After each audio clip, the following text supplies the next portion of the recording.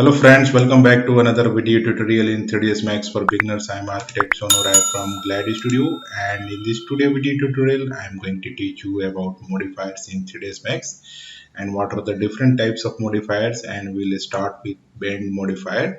So first I am going to teach you about the definition of modifiers and what is the function of this modifier. So I am going to my this definition here. You can see that modifiers provide a way for you to sculpt and edit objects. They can change the geometry of an object and its properties. So you can see this example here. This is a flower pot, and you can see how this geometry is edited, and it is done with the help of modifiers.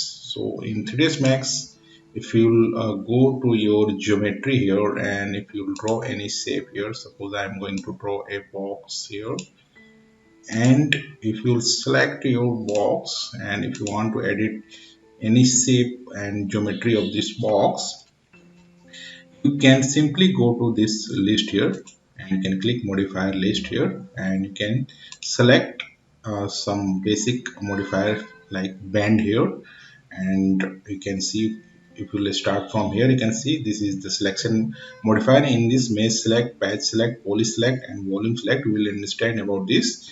And there are world space modifiers like camera map, displace mesh, here and for map scalar, patch deform and so on. So these all are used in animation basically, and for architectural and interior designs there are some basics modifiers which we'll understand in this upcoming tutorial. So today I'm going to start with bend, and you can see there are n numbers of modifiers, and you will understand all of this, some basic important modifiers in coming tutorials. So I'm going to start with bend modifier. So I'm going to edit this box, and I'm going to make a segment here, length segment about 15 and width segment about 15, and height also I'm going to take 50. So this is box here, and you can increase the height if you want. Suppose this is our box here, and you can simply press F4 on your keyboard to activate this edged faces, or you can select from this option here in perspective. You can select this edge faces. So now I'm going to select this, and I'm going to my modifier list here, and I will go down here and select this bend modifier, and now we can see our bend modifier is active, and you can see there is some parameters in bend, and you can see there is angle and direction. So I'm going to first change the angle here, and I'm going to start increasing, and I'm going to make it in anti-clockwise in negative values. You can see it is bending. So if you are having some creative designs, you can use this bend modifier, and you can create creative shapes. So suppose I'm going to enter an angle of 45 here, then you can see this is the 45-degree bend angle, and you can also change the direction. So if you will start increasing the value, the direction will be changed accordingly, and you can change the direction. So I'm going to enter 0 here. So, and you can see there is some bend axis. So if you want to bend at x and y axis, by default it is in z direction, so this is in z direction.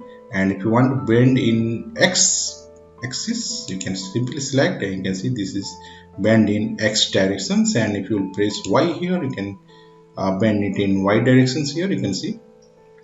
So this bend modifier is very useful in your creative designing, and you can simply use this default z1 for z-axis bending. And now you can see there is some limit effect here, and you can limit the effect. So from the bottom and the top, if you don't want to bend, suppose I am going to increase this to 125 here, and now I'm going to apply limit effect. So I will check this box here. You can see this limit is applied here, and you can see this shape is changed here, and If you don't want to apply, you can uncheck this, and now we can simply apply upper limit here. You can see here this upper limit is applying.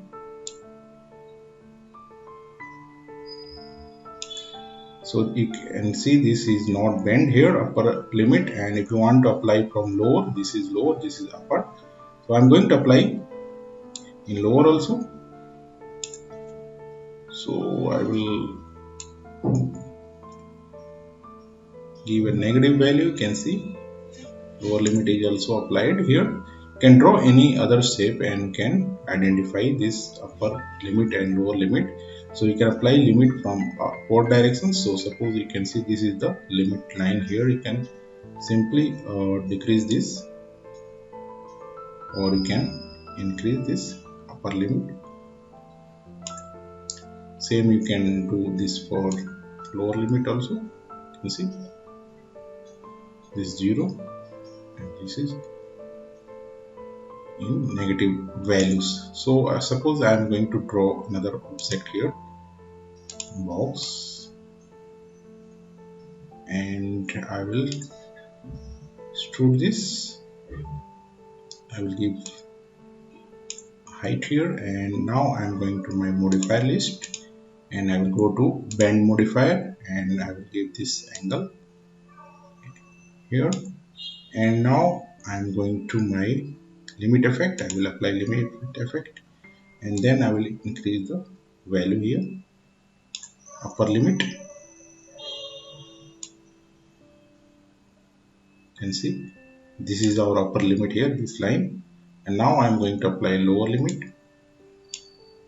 So you have to give a negative value here.